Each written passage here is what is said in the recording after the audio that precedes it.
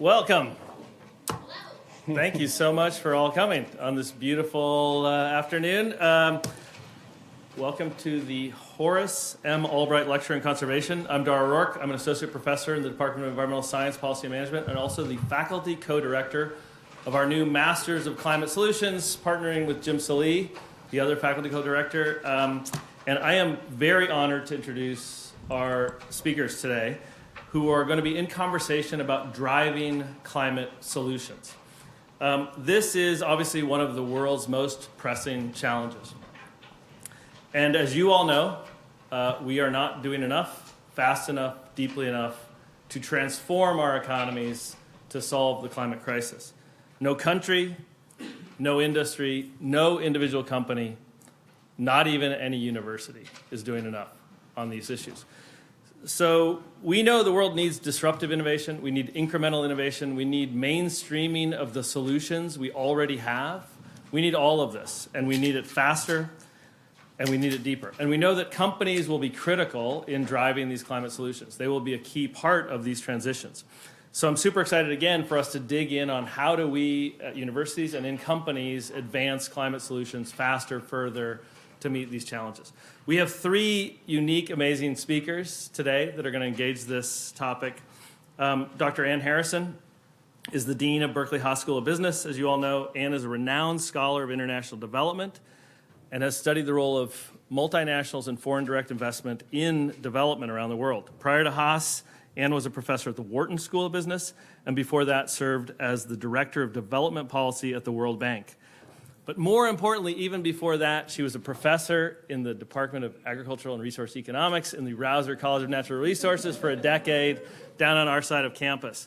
And what I think makes Ann truly unique is that she is one of the only, if not the only, dean of a business school doing academic research on sustainability. So Ann really brings, I think, depth of academic work and the business perspective to this. Second, David Ackerley is the Dean of the Rausser College of Natural Resources, who is a professor in both the Departments of Integrated Biology and the Department of Environmental Science, Policy and Management. David is a world expert researching plant ecology and evolution with a focus on the impacts of climate change on plant communities and post-fire forest dynamics, which is work that is critical for informing policy here in California and around the world on biodiversity conservation in the face of climate change. David also, I think, is unique in that not only is a dean of a college of natural resources, but he is a dean that is committed to public engagement and to entrepreneurial innovation and has led the creation of this Masters of Climate Solutions, which he'll talk about. Again, rare. And finally, we have Kara Hurst, also really exciting to have, who is the Chief Sustainability Officer of Amazon. Prior to, we'll talk a lot about Amazon today, but prior to joining Amazon, Kara was the CEO of the Sustainability Consortium, which is a multi-sector group that worked across academia, industry, and the public sector. At the TSC, Kara actually reported up to 2 deans in 2 different universities. I'm not saying that's why she left the TSC, but she is uniquely positioned to take the grilling of 2 deans today. And before the TSC, Kara was a vice president at Business for Social Responsibility, which has a big presence here in the Bay Area and around the world. But most importantly, and key to Kara's entire career, was earning a master's degree at the University of California School of Public Policy. So she is a Cal alum also. Go Bears. Really briefly, I had the privilege of working with Kara inside Amazon for a number of years and to watch Kara take a very small sustainability team and grow it into a central sustainability organization and then embed sustainability in every part of Amazon's 20, 30, 50 different businesses that they run around the world. And she really did this in a very Amazonian way, starting from the customer, working backwards, but then moving forwards from the science to embed sustainability data in core business processes, mechanisms, and algorithms. They really, at Amazon, I think, have advanced sustainability in a very interesting way. But you all are Berkeley students, alumni, faculty. You should be skeptical. Most corporate sustainability programs focus on incremental changes to reduce risk to the company in the lowest cost way, in a way that wins PR points. Interestingly, Amazon's leadership was equally skeptical of corporate sustainability that looks like that, and has and remains equally skeptical of traditional CSR work. In one of my very first meetings in Seattle, the head of worldwide operations turned to Kara and I before throwing us out of his office and literally said, look, don't give me a sustainability strategy. Don't tell me how to try to run my business. Go be scientists. Go build the models and bring me the data that we can then bring in to make our businesses run better. And that led to Kara building a set of teams that then built the first carbon footprinting models for the entire company, and then led to material flow models, water risk models, climate risk models, customer sustainability segmentation models, carbon pricing models, really basing their whole sustainability programs not on PR or marketing or external engagement, but on the hard down-in work of building models and data systems that can really drive change. Very few companies in the world are willing to do this type of deep, scientifically based, data-based metrics and mechanisms for real business change. So that's, again, where I think I'm very excited for us to dig in today. More companies need to focus their core capabilities, their innovation at climate change. So I really look forward to this conversation about driving climate solutions inside Amazon and across business. Now, one quick note, you all should have found a note card on your seat. So as the conversation goes, please, if you think of questions, write them down. We'll be collecting them in the last 5 minutes. We'll gather them up and try to get to as many questions as we can. But I will now turn it over to David for this conversation. And please, can we give them all a very warm welcome?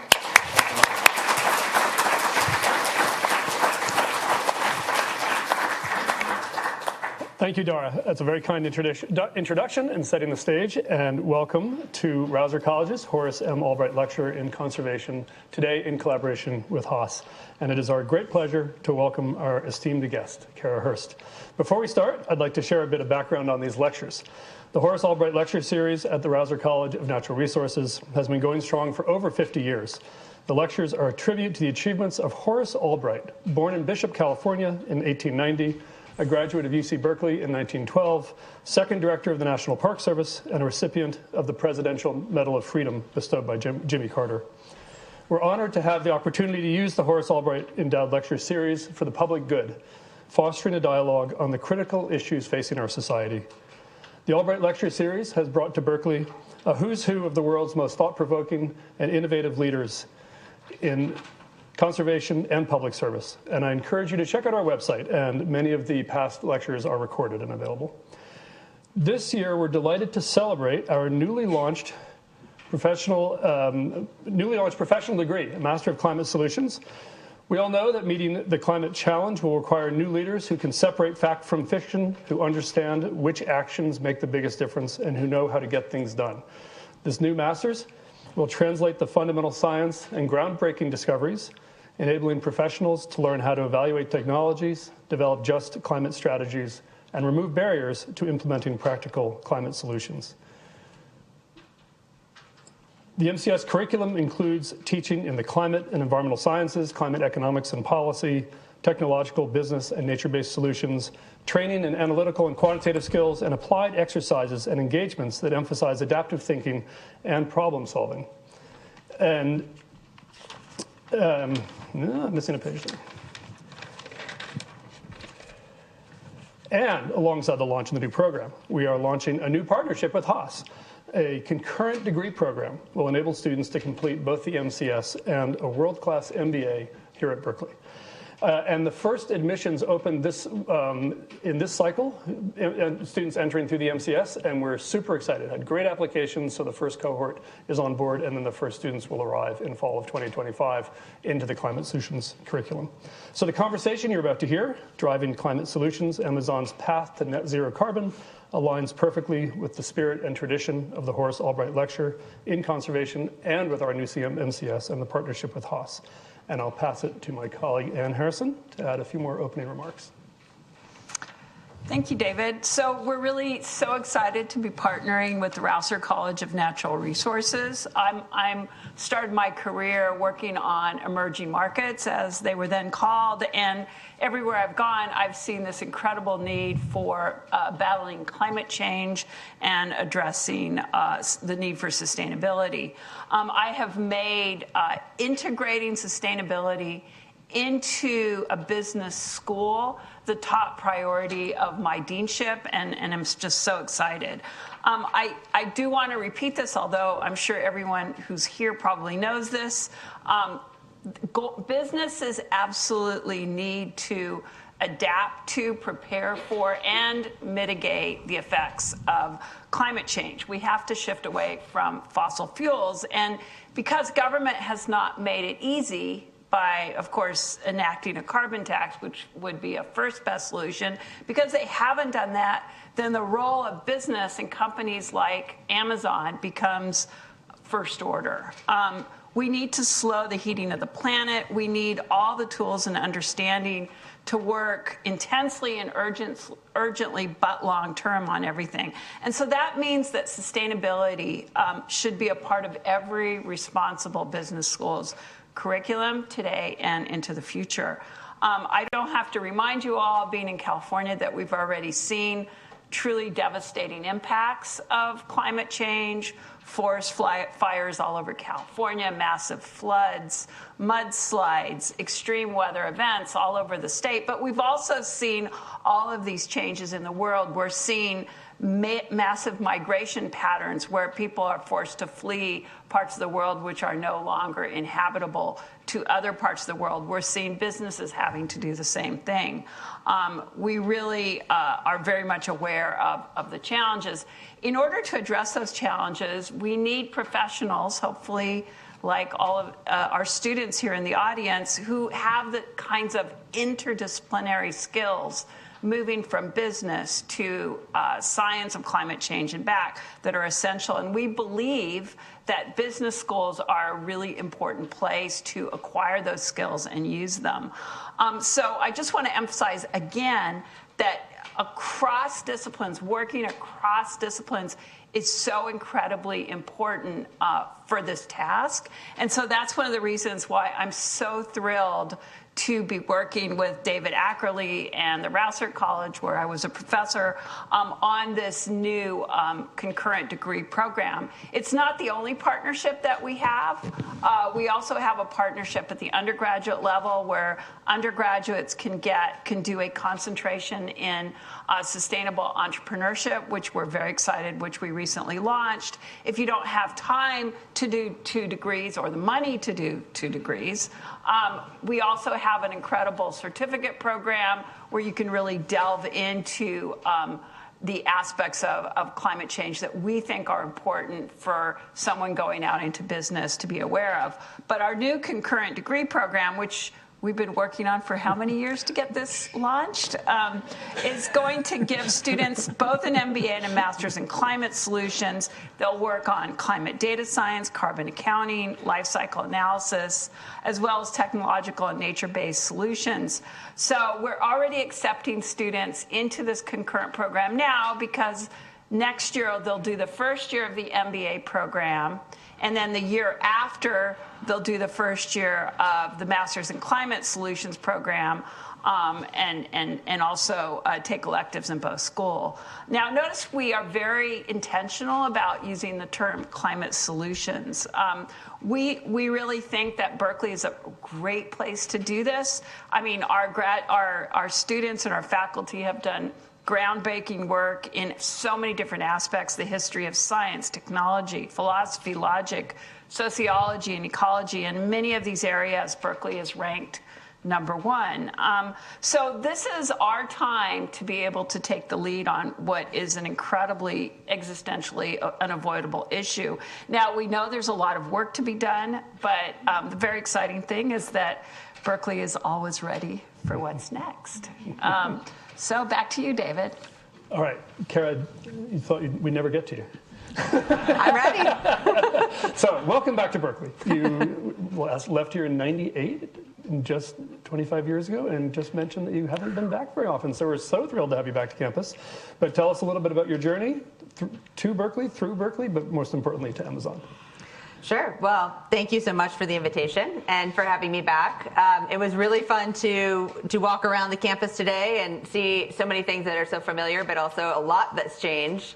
And, you know, Berkeley was a really special place for me. I grew up on the East Coast, and so to be able to come out here and, you know, play tennis in February and to be on this really special campus was a real thrill for me for that time in my life. And I now have children, one of whom's in college, one of whom's here today in high school, and to be able to show them Berkeley and to kind of be in that, you know, that spirit of being on a university campus again is really fun. One of the things that attracted me to both public policy school, but also to the program, when I came, it was the Graduate School of Public Policy, and it became the Goldman School. Was really the interdisciplinary nature of the teaching. So I think what you're talking about here in terms of the crossover, I took classes at the law school and at the business school while I was at GSPP. And I really loved the holistic thinking that Berkeley encouraged, where I could dabble and think about, you know, public-private partnerships, which has become a theme for me both in my career and in my work, and certainly a lot of what we do at Amazon. And I think that's absolutely essential to some of the ways that we're going to need to solve the most critical issues on the planet, including how do we tackle climate change. And I learned a lot in that program in those 2 years at Berkeley about how to structure my thinking around public-private partnerships, about how to think about quantification, about the unquantifiable. We did a lot of exciting projects. We had a 24-hour project where we had to present a policy paper within 24 hours. I think we stayed up all night. I don't want to tell you what technology we didn't have back then, but you know, we were looking at things like how do you quantify the value of a fish when you have to think about a dam project, and, you know, just things that were really interesting to think about. You know, what are the unintended consequences of passing a policy? And, you know, we just had a conversation in Dara's office where we were talking about similar concepts. So I think a lot of what I learned there endured throughout my career and are tools that I use to this day. We learned a lot about the toolbox that you develop and how do you add tools to that over time when you think about, you know, the different aspects of policy analysis and working through sectors and the different languages that you speak in the public sector, the private sector, the nonprofit sector, and how do you really bridge those sectors and have them work with each other.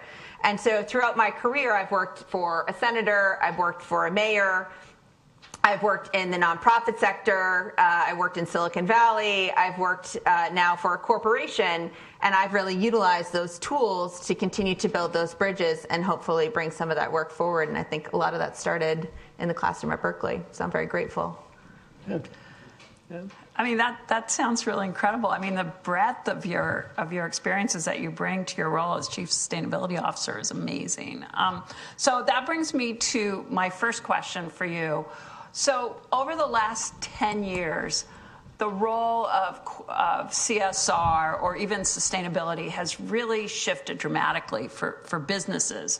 Before, CSR was kind of a nice to have, something that might have been relegated to certain parts of a company, but now sustainability is on everybody's radar. It's something that the C-suite discusses, your boardroom, your CEO probably thinks about it a lot, and questions about emissions or the energy transition or the risks in disclosure must be front and center for all of Amazon. So I'm wondering, you, in your incredible role as the Chief Sustainability Officer, how have you handled this transition, and how does it affect Amazon's strategy going forward? Yeah, I think so. CSR, corporate social responsibility, has transformed throughout the years. And I think I've been doing this for close to 30 years. So one of the things that we've absolutely seen is, you know, this conversation about it being initially starting off as almost a philanthropic activity, where companies were, or the private sector, really talking about, you know, making money and giving that money away in communities to do good. And early on in my career, I used to explain this to people who didn't understand what this was, is I really wanted to talk to corporations and really think about really working inside of the corporation with them to think about, it's not about what you do with the money that you make, but how you made it in the first place. So what are you doing in your operations, in your value chains, in your supply chains? How are you treating the workers that make the products and the services? What are you doing in the communities where your employees live, work, and operate? How are your operations affecting the communities where you are? What are the things you're putting into the rivers where your production facilities are? So as soon as companies really started to understand those kinds of issues, I think it became more fundamental to actual operational practices. And some of the environmental practices became more regulated, and we saw a lot of those practices come, industrial hygiene practices and EH&S became more regulated. So a lot of that evolved over time.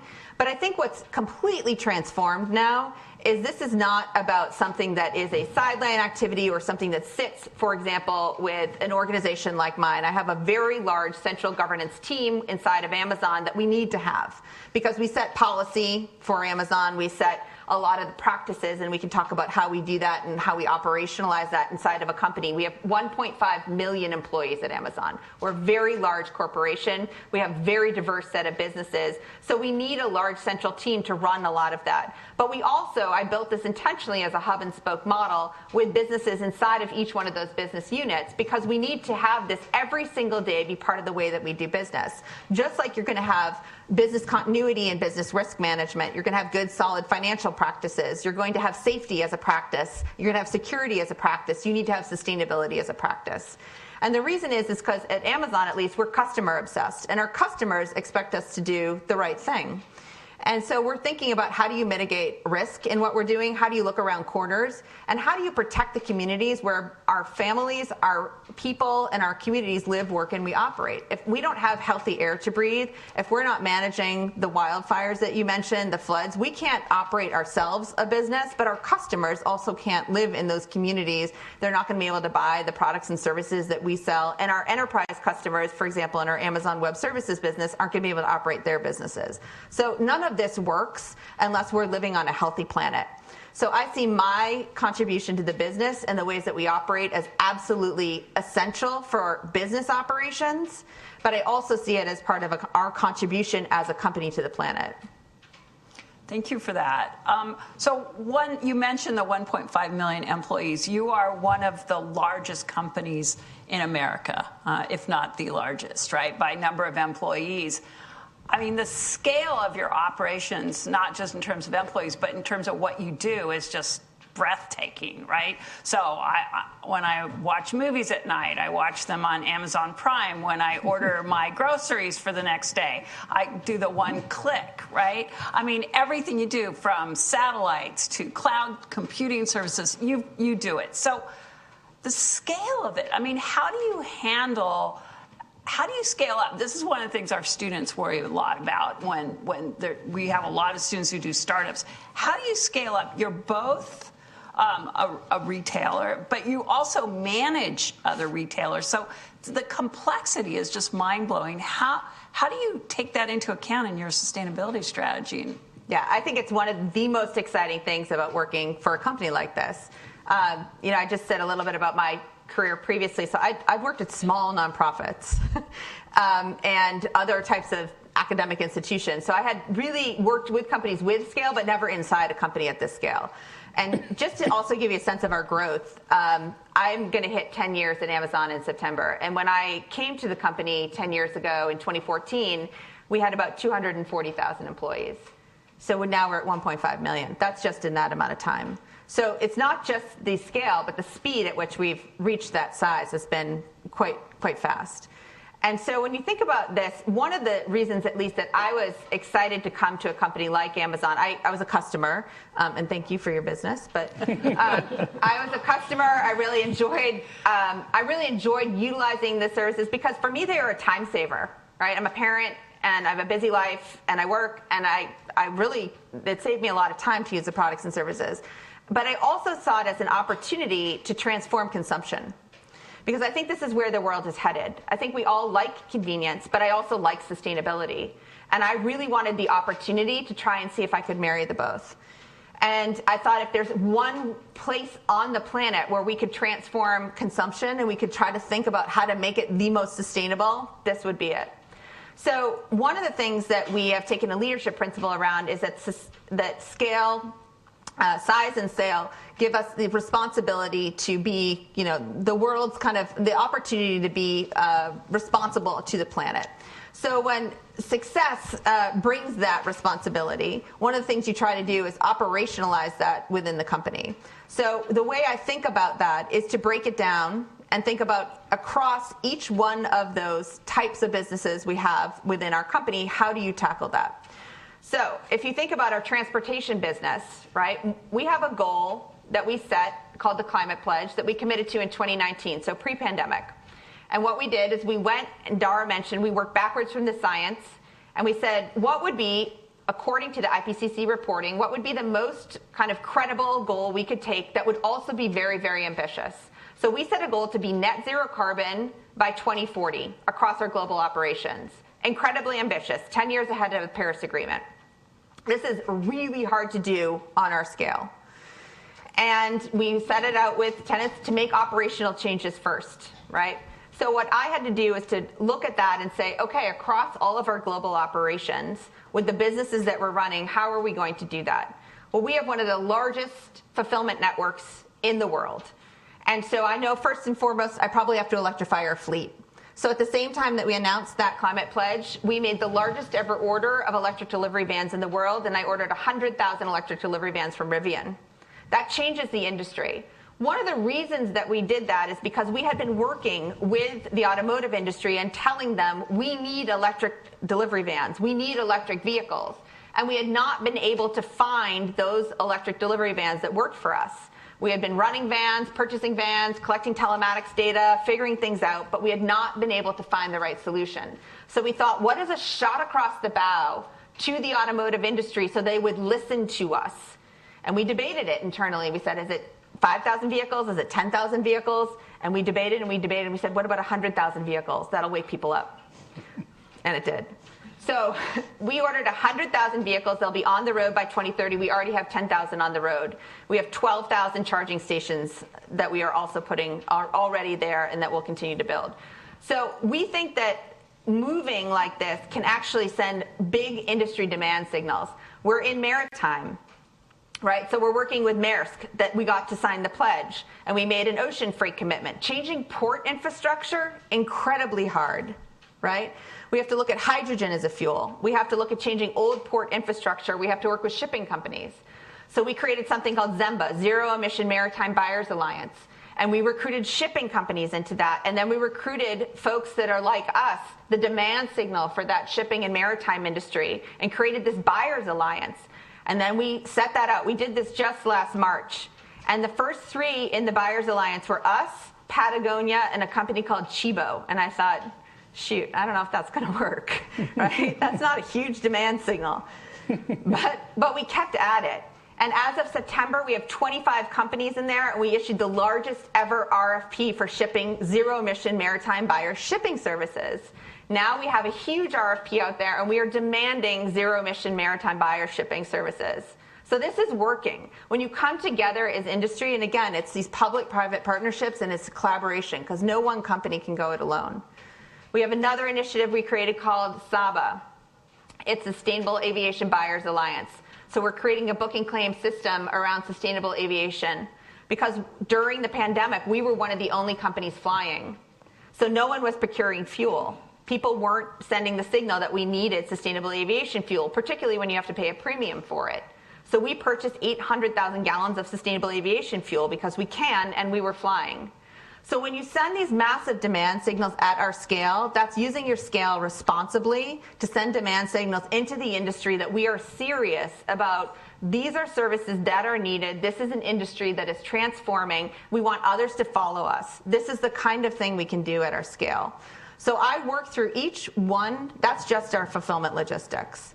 So I take each one of our businesses and I work with them on their plan. What do we need to take and make operational challenges and changes to how to transform to decarbonize? These are long-term goals. Not all of those things are going to show progress. This isn't linear. Not all of them are going to show progress every single year on how we decarbonize. I work through AWS, right? We have to purchase renewable energy. So we set a goal to be 100% renewable by 2030 when we set the pledge. This means we have to purchase renewable energy. So we set on a plan to do this. We are the largest corporate purchaser of renewable energy in the world, and we have been for 4 years running. We sped that goal up because we said we can go faster. So now we set the goal for 2025. We're now at 90% renewable energy across our global operations. So we have over 500 renewable energy projects around the world. And we have a portfolio of renewable energy, which is basically the size of what a nation state would hold. I think it's about 33 gigawatts. So if you know anything about energy, it's massive. And we're continuing to seek and find and drive these signals. That's mostly through power purchase agreements, and it's mostly large-scale wind and solar, utility-scale wind and solar energy. We also put solar on the rooftops of our fulfillment network, which are smaller scale, like 1 to 2 megawatt systems. But all of these things, when we are driving the scale of our business, we're also driving operational changes again, right? We're looking at our built environment, another big driver of our carbon footprint. So whether it's our data centers or our corporate buildings, we're looking at how do we make the changes in the built environment to decarbonize. We have our second headquarters called HQ2 in the Virginia area and DC metro area. When those buildings went up, we wanted to make them a beacon of sustainability. So we did a couple of things. We have something called the Climate Pledge Fund, and that's a $2 billion fund where we invest in early-stage decarbonizing technologies. So it's another tool we have at our disposal. That's a huge amount of responsibility that I get to have, but also incredibly grateful for the resources, again, we can put into this. So we've made 23 investments out of the fund, but one of them we made is in a company called Carbon Cure. It's a carbon sequestration additive that lowers the carbon footprint of cement. So we put Carbon Cure into HQ2. We also put mass timber. We also electrified the buildings. We put green roofs on. And those buildings are now just achieved LEED 4. It's one of the highest LEED certifications you can get, and our employees love being in the buildings. We've also put the materials into our data centers. So we're bringing down the carbon footprint of our buildings. So I could go on about our studios business. I can go on, and what we've done there, and investing in Moxion and electric, generators to bring down the footprint there. And each one of our businesses, to give you an idea, just tackle one by one, whether it's our Amazon devices, whether our Kindles and our Fire TVs. But I have to go through every one of our business and make those operational changes one by one and invest in those different solutions. And that's how we're doing it. Wow. That's a lot.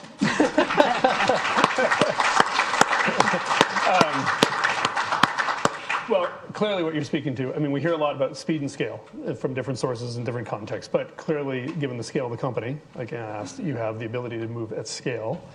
And a lot of what you talked about is, and this is what we hear often, is like we have the technologies, we need to deploy them. So a lot of what you talked about are technologies we're all familiar with. Get the solar out, get renewable energy, right? These are things, do them better, maybe, do them in new ways.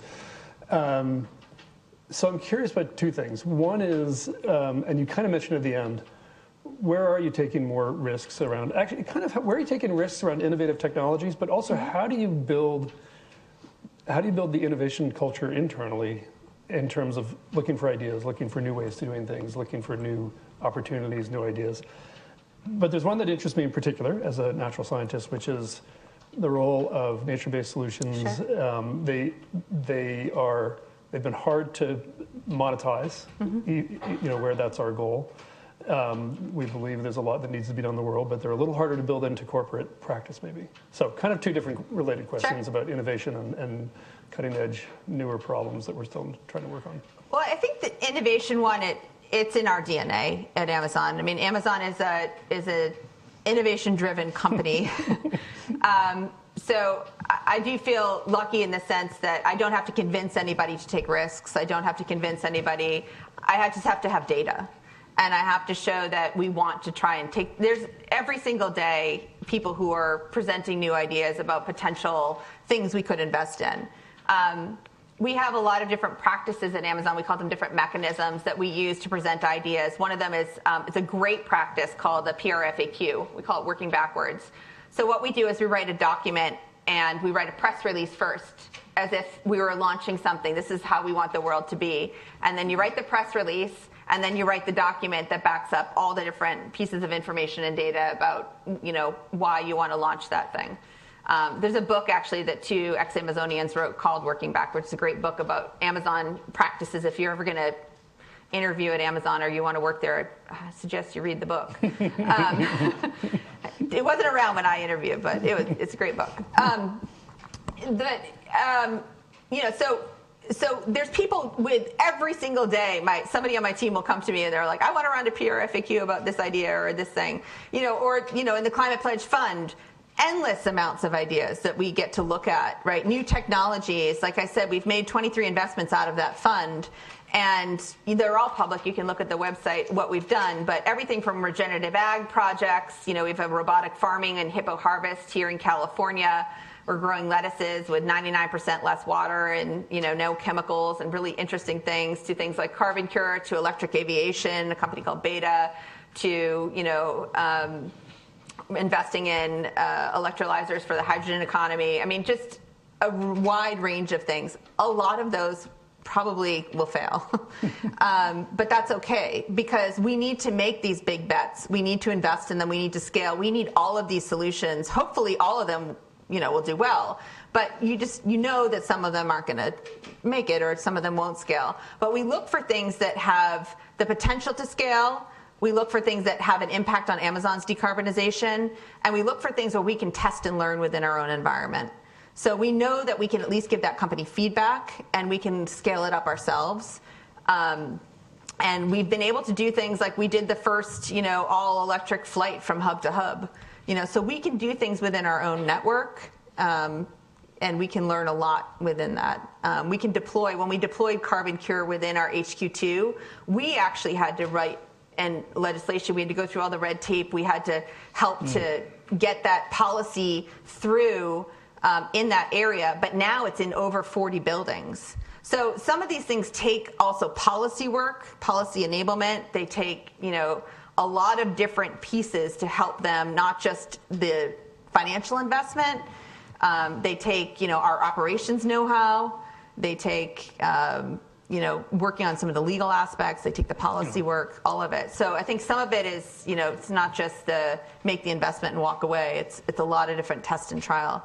On your second question on natural climate solutions or some of the nature-based work, we do have a carbon neutralization team and a kind of investment in that. And we started with looking at them from actually the third component of the climate pledge, which is first you have to map, measure, and disclose on your greenhouse gas emissions. That's the first thing companies have to do if they commit to the climate pledge. The second is you have to make operational changes. But the third is we realize companies will have residual emissions. There will be residual emissions. And when you have those, we want you to invest in real, permanent, and socially beneficial offsets or nature-based solutions. We also know that all the IPCC reporting tells us that if we don't invest in nature, we're not going to make it. So even though we're working very, very hard to abate and to make those operational changes, we have to continue to invest in nature. So when we launched the pledge, we launched something called the Right Now Climate Fund, which is a $100 million fund that invests in nature, into forestry projects, afforestation, reforestation, wetlands, peatlands, and so forth. And we've been making those investments. We've not been taking or utilizing any of the offsets, but we've just been investing in nature. And we also invested at the COP in Glasgow, we helped to co-create something called the LEAF Coalition with the governments of the UK, US, and Norway. And that is another giant public-private partnership, which is really about getting a credible carbon market set up. So what we need is third-party certification. We need credible carbon markets. We've done other things like the Agroforestry Accelerator. We've worked with governments around the world. We think this is a very big part, actually, of how nature is a critical part. Maintaining carbon sinks, maintaining some of our, our land is a critical part of how we're going to solve this problem. I think that all the criticism that comes with that, you just have to follow the science, and the answers are there. So the criticism comes from what happened in the past. We can do much better in the future. Well, and the past and ongoing as we struggle to find good quality projects. So actually, just as a quick follow-up before I pivot, who, in some institutional or governmental sense, who do you think is best positioned to be the verifier for natural climate Independent solutions? third-party organizations. NGO. What are the models that you've seen of organizations that can build credibility both with governments and with companies and the public? Do we have a good model to work from? I mean, I think there's a few out there. I mean, the Leaf Coalition initially used the Art Trees standard, so that's one. There are a number of different models out there. There tend to be independent NGOs that use a verification standard that's transparent, that's funded by governments, or maybe there's some coalition of corporate funding in there, but they're completely hands off, and it's just like any kind of third party assurance. You want it to be completely independent. Yeah.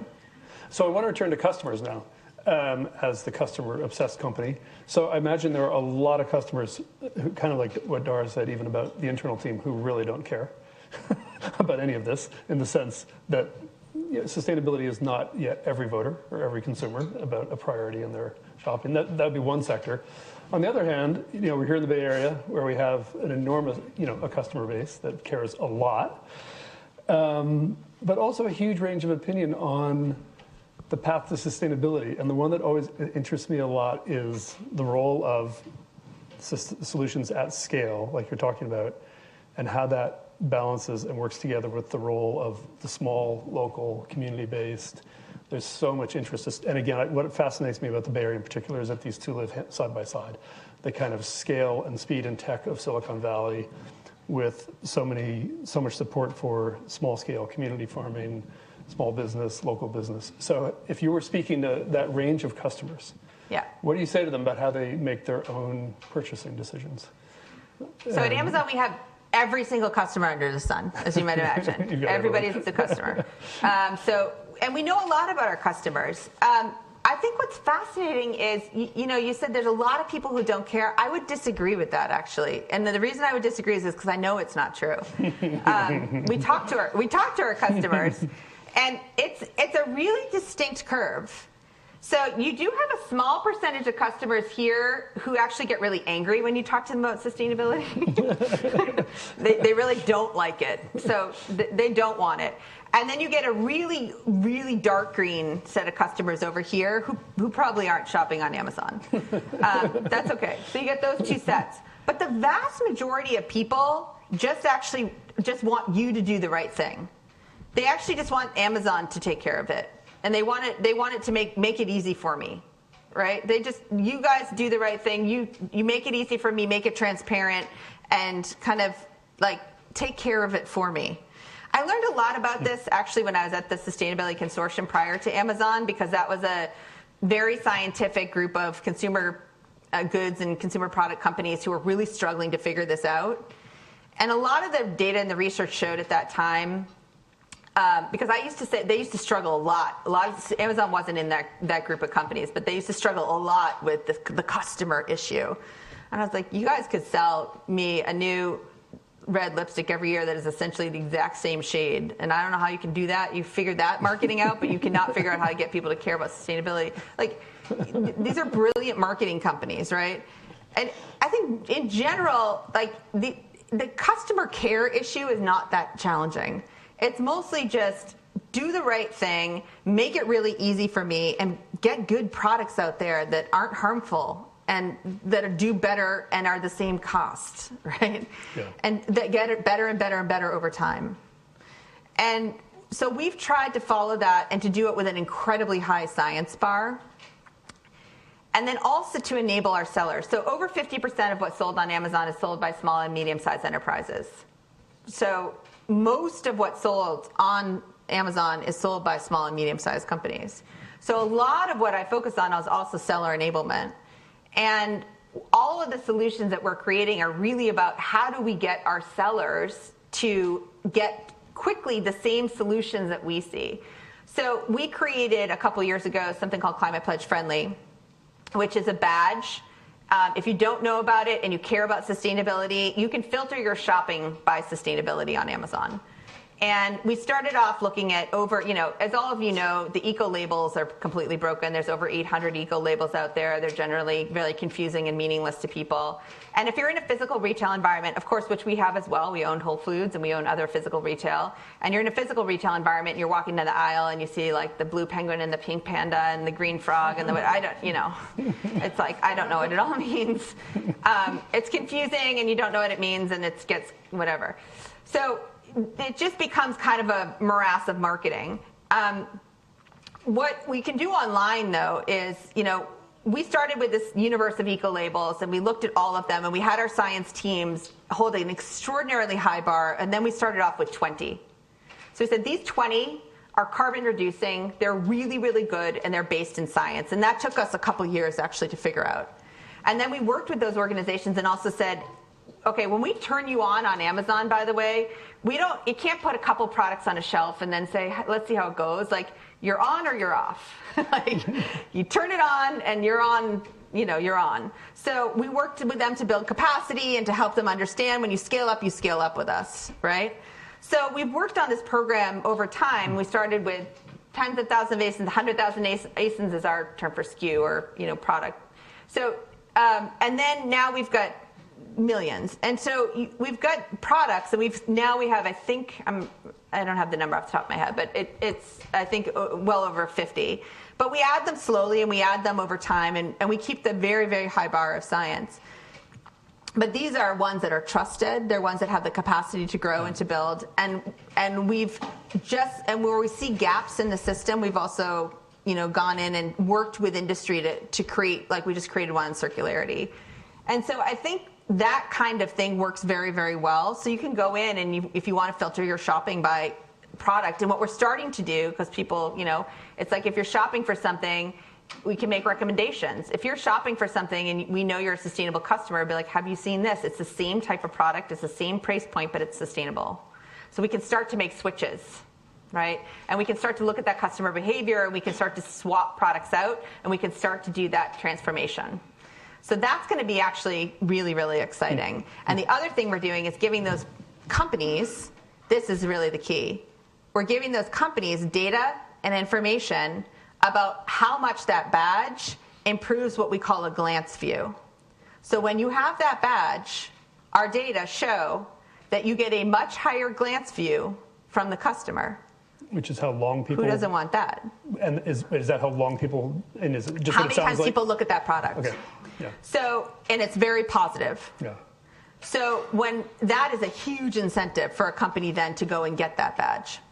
And then we have a lot of good information and data about how you can quickly enroll in it. So that is what we need. That's the carrot, right? So how do you transform what people are doing with their products? You're going to get them to get opting in because the customer is going to want it. But this is not something that the customer has to do a lot of work. Yeah. That's a theme often for you all. Yeah. The customer doesn't do a lot of work. That's customer obsession. So let me ask you more about the customer from the customer's perspective. So you've harnessed the buyer power of Amazon to really push the frontier on electric vehicles, on EVs. You've done incredible work on all these things. Let's switch to just the basic premise, packaging, okay? Let's talk about packaging.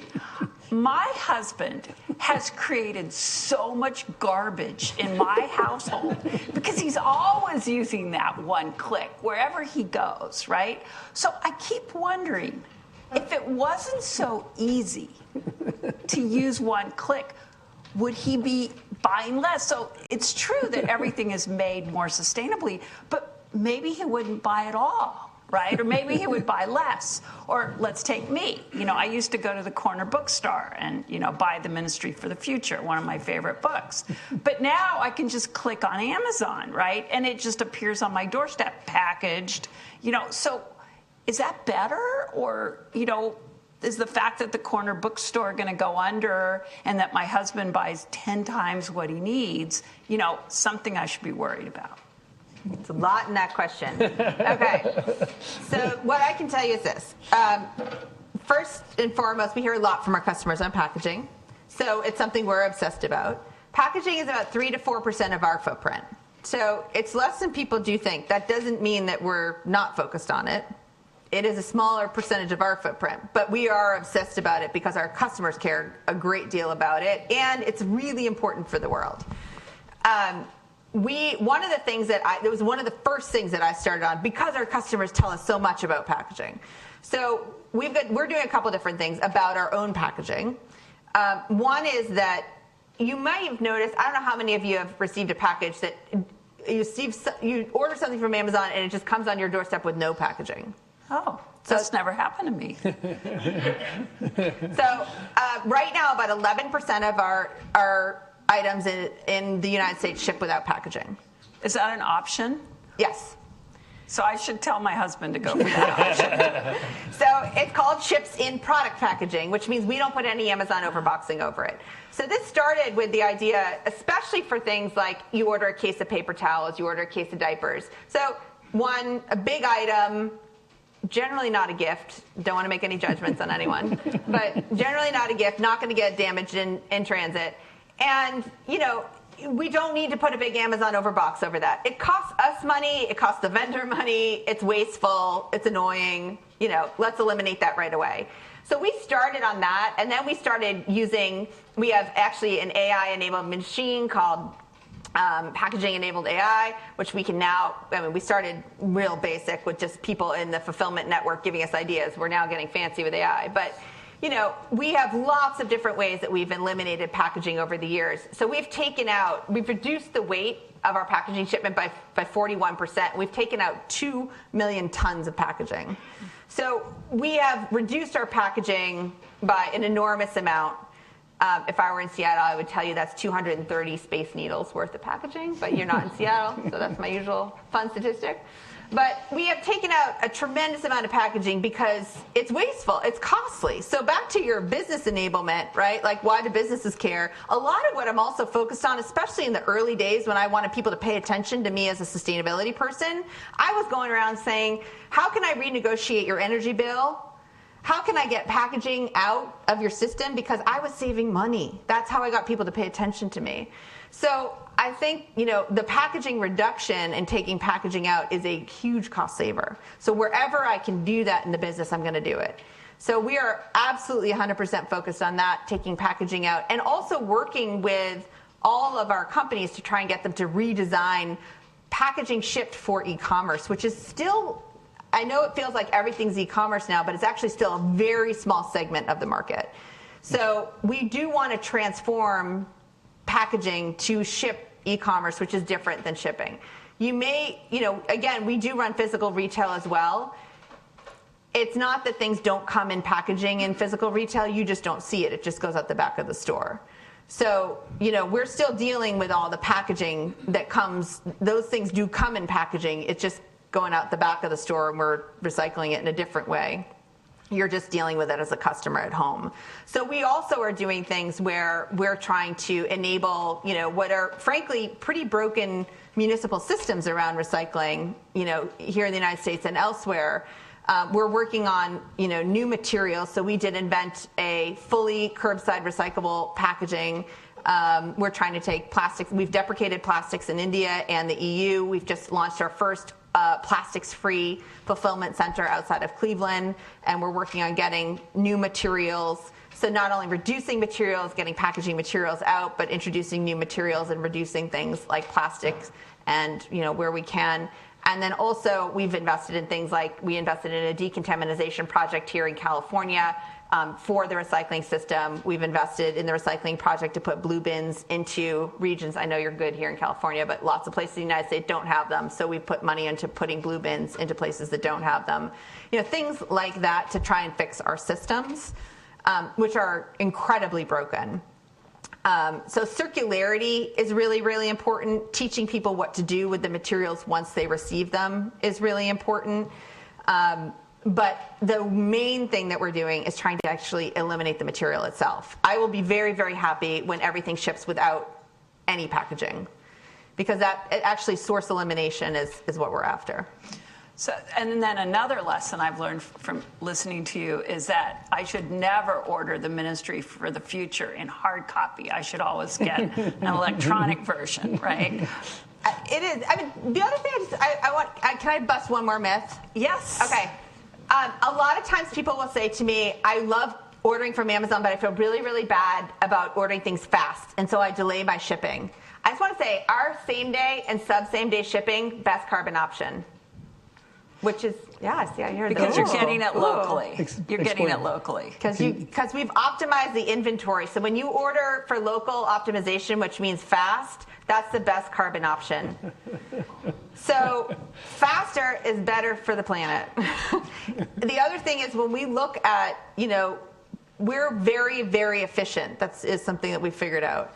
So when you can do a couple of different things. You can also have Amazon Day, which is you can have all your packages arrive on one day, right? Or we've also, depending on how many items you order, we are more efficient than you going to the store and driving there. That's not true for people in urban areas all the time, but for most of our customers in the United States, that's true.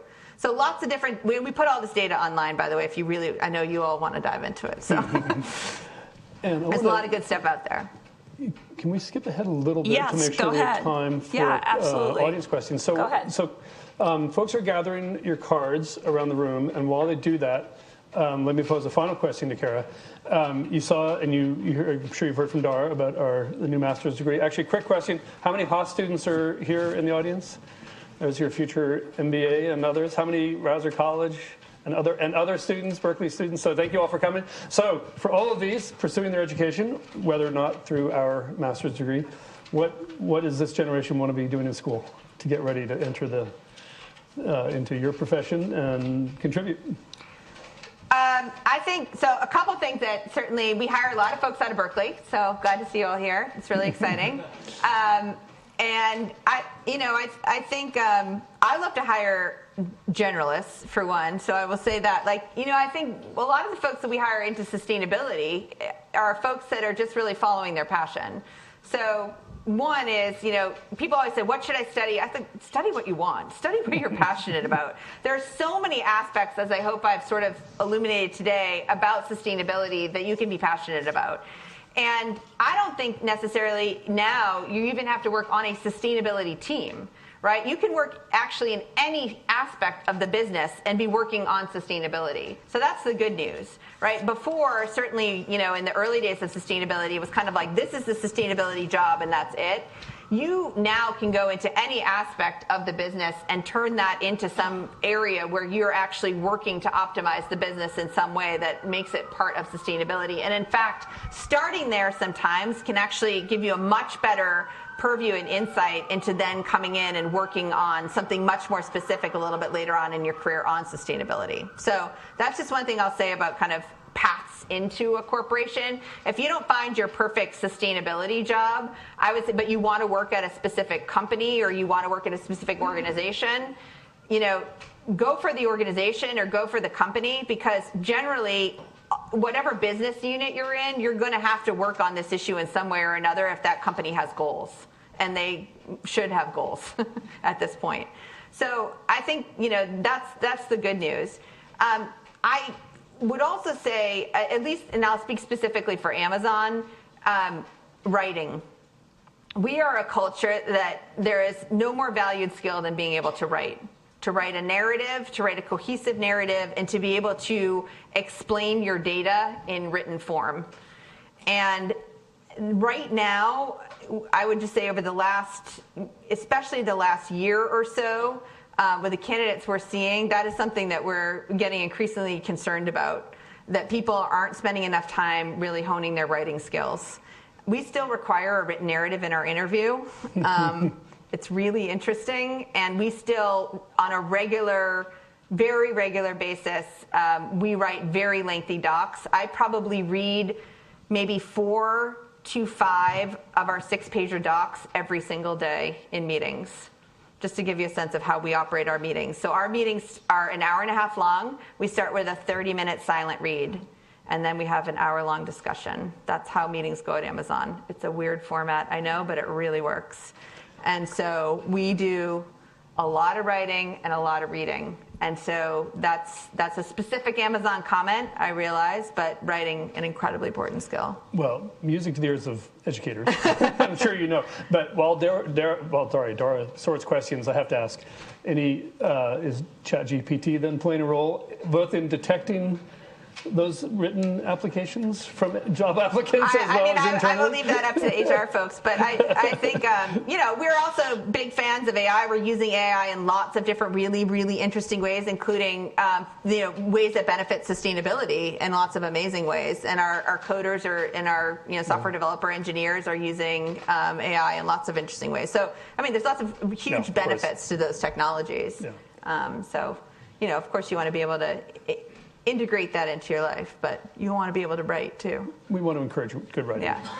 Dora, are you ready to join us and bring some questions from the audience? I can't wait to hear these questions. This is a very shy group. Totally softball questions right here. So there's a wide range of questions. I got a lot, so we'll try to get through a few of them. Probably the most common question came in a different version of this one, which scientists across the globe agree that our current rate of consumption is unsustainable, is a key part of our kind of unsustainability in multiple environmental impacts, greenhouse gases, plastics, et cetera. So how does Amazon think about reducing consumption itself? And what are you doing to facilitate reduction in consumption and influencing consumer behavior? Not just accepting consumer demand and responding to it, but actually responding to potential overconsumption or misconsumption. Yeah. Well, I work for a retailer, so consumption is part of the game. I think one of the things we know, though, especially in future generations, is people want products that last, and they are fine with also being able to repair, reuse, refurbish, and recycle their products. And so we are increasingly finding ways for our customers to be able to participate in the circular economy and to do that. And so we've launched a number of different ways for folks who want to do that to be able to do that. We're finding we have Amazon warehouse deals, we have Amazon repair, we have Amazon trade-ins, we have lots of different options that we never had before to be able to participate in that kind of circular economy. And we will tell you what kind of value your product has, if you still have value in that product, especially if it's like an electronic product or a product that holds its value. And also encourage you to repair it and point you towards that repair service or refurbish it or to trade it in when it has value. So I think there's lots of ways that we are learning about circularity and learning about how products hold their value, learning about how we can be in that exchange. If it's also a product, one of the things that's really interesting to me when you think about the quickness at which we can deliver. There are things like, you can imagine a lawnmower or things that you don't use very often that people are okay maybe not owning, that we could get to you quickly and pick up quickly, So we're thinking about service delivery type options and things like that that could be really interesting service models in the future. So I don't know what exactly is to come and some of the ways we might anticipate using our fulfillment network, but I think it's really interesting when you think about that retail and e-commerce combined could look quite different in the future. Great. Okay, question for all three of you. And you mentioned a carbon price, but in addition to a carbon price, what single government policy would most advance corporate sustainability? Each one rapid fire.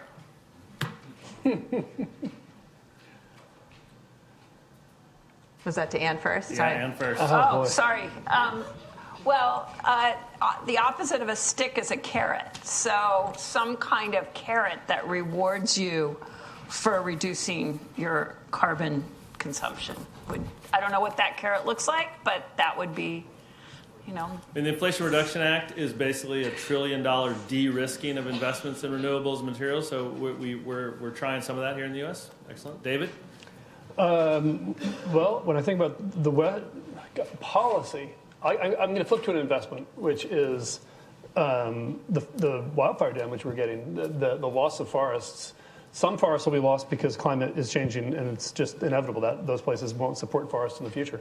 But some are being lost because there's no resources to replant. So as one place for investment, it may not rank up on the scale of changing the entire world, but we're losing some carbon that we could be gaining back if we had the investments available. figure out how to fix grid modernization and get rid of the onerous permitting process for new renewables. Okay, great. So we've got huge investments in renewables, but they're basically being blocked from actually decarbonizing and electrifying everything that we need to do. Okay, Kara, back to you. How does Amazon prioritize the different range of issues you've laid out, from carbon to circularity to water to energy to labor issues? How do you actually prioritize and trade off all these issues? We don't. We're a yes and company. Okay. I mean, honestly, we have to do everything. We have to make, obviously we don't have endless resources, so we have processes that we use, and I can describe one quickly, but the real answer is we do everything. I'll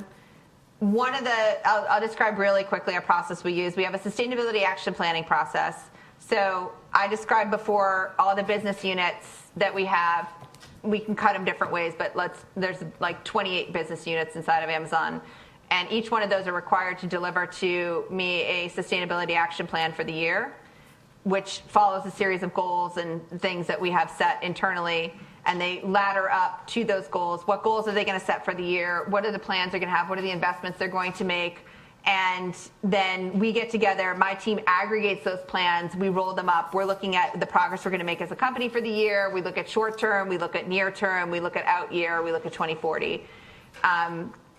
And we do make decisions and trade-offs, because there are some things we're going to want to invest in as a company near term, some things we're going to want to invest in for the longer term. Those are decisions we're making with our leadership teams, with our CEO, right? Because those are capital allocation decisions that we're going to have to make across the company. So there is some prioritization in the massive, when things get, numbers with a B on them, billions of dollars, we're making capital allocation decisions together. But for the most part, we're doing all of the things I described. And so those are, as a big company, we have to do everything if we're going to decarbonize at the pace that we're at. We don't have any more time. Okay, so someone writes, I saw a stat that Amazon decreased its emissions by 0.7% this last year in your last Absolute report. emissions. Absolute yes. emissions, right? Yeah. So Amazon reports both total emissions and carbon intensity, but they note down 0.7%. Despite all the things that you've laid out, amazing investments in renewables and in EVs and in building decarbonization. So how do you think about this kind of... You said despite? Well, they're saying that you've done all this and all you got was 0.7% down. That is an incredibly big number on our growth, just to say that. Oh, right. Okay, so your growth rate compared to your decarbonization rate. So you basically kept carbon flat to down a little bit. But I think the question really is kind of how do you think, or do you think decarbonization is truly possible without economic degrowth? That our growth is outstripping our ability to decarbonize? This is why we publish a carbon intensity number. So the thing you have to understand, if you're in a high growth business, so we are, unlike a lot of other businesses, we are growing our business. So when you grow a business, to decarbonize at the same pace that you grow the business is incredibly difficult, right? So to bring down an absolute number as you grow a business on the scale that we're growing a business is a next to impossible feat. So the absolute reduction on the growth of the business is a big deal. I'm just going to leave it at that. Okay. And that's why it's so difficult for emerging markets to get a handle on emissions. Absolutely. Right. Which is why carbon intensity is an interesting number, because what it means, you have to understand there's going to be a way to look at a high growth business, right? And to say, are you doing the right things as you continue to grow your business? Mm-hmm. Yeah. Great. Okay, question back to all three of you. This kind of builds on one of the last questions you had while I was sorting. Whether in marketing, finance, operations, consulting, sustainability, science, which skills, and this is for each of you, start with you, David, first. Which skills do you think graduates should start with to really have the most impact out on solving climate change? Well, I mean, I'll be a little abstract, but it's something that we've seen over, I would say, 5 to 10 years is a lot of people who came into this business as environmental scientists. So let's go back to Silent Spring. Environmental scientists were the people who identified problems. And that gave environmental sciences a really bad rap with business. And Naomi Oreskes documents this very well through the latter half of the 20th century. So by adding the word solutions to our degree, that is a really interesting dialogue, because a lot of natural and environmental scientists are much better at identifying problems than at identifying solutions. So it's thinking like an engineer or an MBA, because environmental scientists haven't been designing things, they've been sort of studying things as they were in the world, and often as they deteriorated. So the mindset of using the skills to look at the environment, to look at nature, and in the context, of course, the entire economy, and think about novelty and solutions, I think it's a mindset for, I think, in the environmental sciences, which is changing very quickly, and is really exciting and really important for this generation. And it's really exciting to see that change taking place. Yeah. Well, I love what Kara said about how it's important to have a very broad background and to be able to think across disciplines. So I would argue that all of these subjects are important, and certainly in our business school, we're really trying to incorporate the science of sustainability everywhere. And sitting right over there is Panos Patatukas, professor of accounting, and we're really pushing, for example, disclosure, the role of disclosure in pushing the move towards sustainability. And Panos would be happy to talk to you about all the work that he's doing. So that's just one area, but I think it's important everywhere. I'm just going to say, be authentically yourself. Be bold and be authentically yourself. I think that we are losing a lot of that in our workplace. So you know all the skills. You guys you're here at Berkeley. You already got it. You're smart. You're going to kill it in all of the academic skills, but don't lose your heart and just show up as a real person in the workplace. Thank you for that, but I want to double click a little bit on a lot of people coming out of Haas and our side of campus want to go into product management. It's a very exciting path to go in and do some of the new products, new development, new exciting things.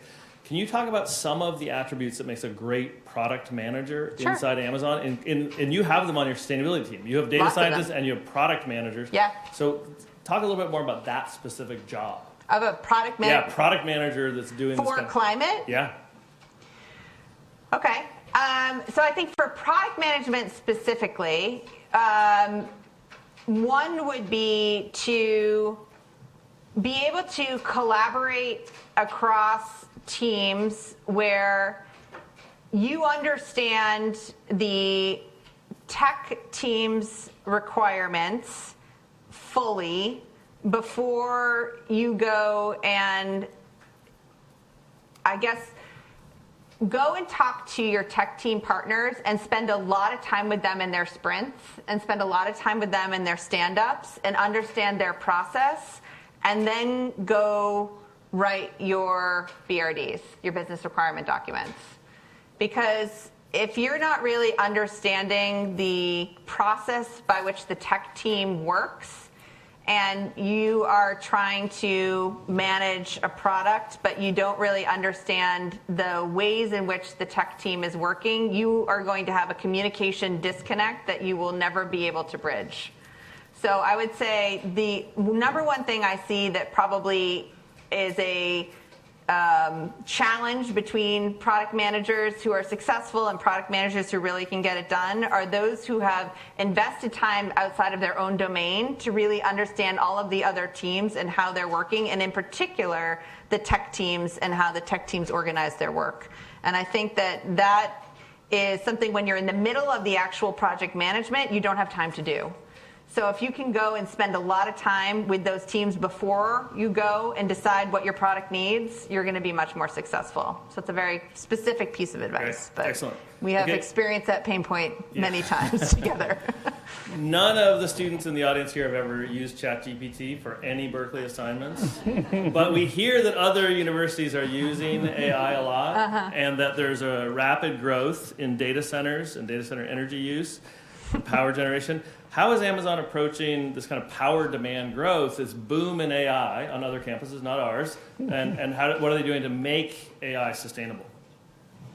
That's a great question. I told Dara before that my daughter told me when she went into the library at Columbia University, all the laptops open had ChatGPT all over them.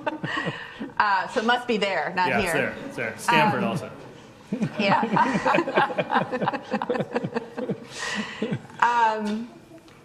I mean, we are really excited about the possibilities of AI and everything that it can do. I wrote a blog recently about 7 or 8 different ways it's going to help sustainability. So that's out there if you want to look at it. But it is absolutely the compute power needed for AI, and then therefore the data center builds that we're going to have to do to keep up with that compute part, and not just Amazon, everybody, Microsoft, Google, you name it. And the chips that are needed, everything that's going to happen, right, in this new revolution, and it's happening already, it's inevitable. And so the good news, I think, is that a lot of the companies that are involved in this have commitments like ours and are serious about their commitments. And so one of the things that we're all thinking about is, what is this going to look like? But the compute power that is going to be needed to manage this AI revolution that was underway is daunting.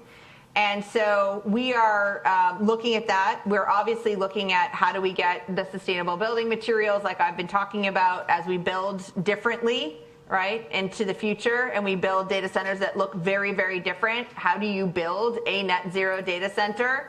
We will figure this out. That's the building itself, but then there's the power. And the point I just made about grid modernization and the availability of renewables and all of that is real. Like I said, we're the largest corporate purchaser of renewables in the world and have been for 4 years running. We have a large appetite for renewables already. It will not be enough. We just did our first nuclear deal. It is carbon-free energy. There's a lot we could say, and probably not enough time today to talk about that. But, there's a lot of opportunity to explore different types of energy out there that are not going to be dirty coal grid energy. And so there are things that we're going to have to do. This is a new one for us. I am learning as we go. I am not an expert in this space. Our teams are learning as we go, but better to be carbon free. Excellent. Okay, one last question. Again, rapid fire for all 3 of you, because we got a bunch of interest from the audience. First, Kara, for you. Can you talk a little bit about the Amazon Scholar Program? If academics want to get involved with Amazon in the Scholar Program, for professionals, for PhDs, what should they be thinking? Anna, I'm going to ask you about the Sustainable Entrepreneurship Undergrad Program or the certificate. Where do they go? How do they find out more? And then David, you're going to get the last word on where do they go to find out more about the MCS. Great. Amazon Scholar. Jim's here. Jim's a scholar. Oh, we got a scholar in the audience?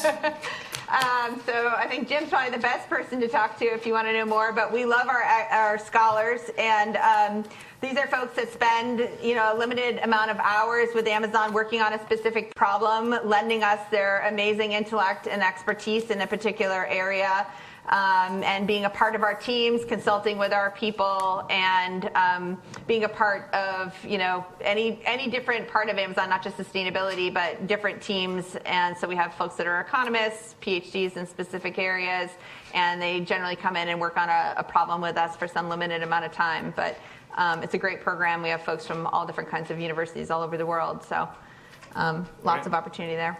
Thanks. If you're interested, it's a summer minor, so you take courses in both RCNR and Haas. If you're interested, just Google sustainability at Haas, go to our sustainability website. It talks about all our programs, including our new programs, the courses. I would just do sustainability at Haas, and it'll all be there. Great. Well, I was going to say that you can tell from that QR code that it points to the Master of Climate Solutions, for all of you who have that magic QR ability. I would say just Google it, Climate Solutions. What's actually interesting when you Google Climate Solutions is you get a long list of hits. 5 years ago, 10 years ago, that the phrase wasn't really surfacing in the same way. And I just want to make a final observation about degrees, since we're talking about it, which is very interesting. So, universities compete, of course, on their brand, and Berkeley versus Stanford and all these other great universities. Now, of course, what we all really know is we need every university everywhere around the world to be completely knocking it out of the park on sustainability. This is not something we want to win at the expense of others. This is something we want everyone all in. What's interesting is that we converge in general on the degrees we offer. So business schools offer MBAs, and we offer Bachelor of Arts, and we offer Bachelor of Science. No one yet offers the Master of Climate Solutions.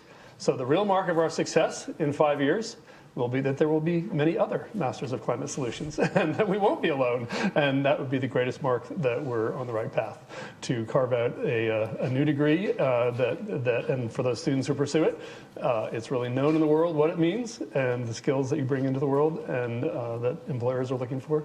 So that's our fondest hope, that we're copied, the best form of flattery. Excellent. Okay.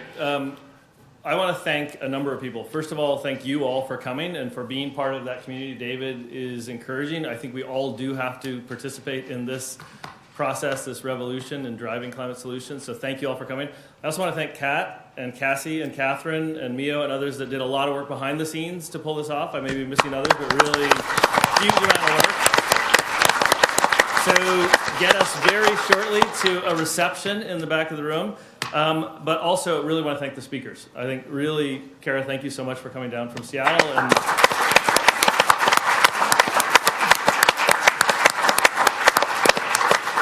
And also David and Ann for really engaging here and taking this in a really interesting conversation. So thank you all, and we look forward to driving climate solutions forward. Thank you. Thank you, Dara.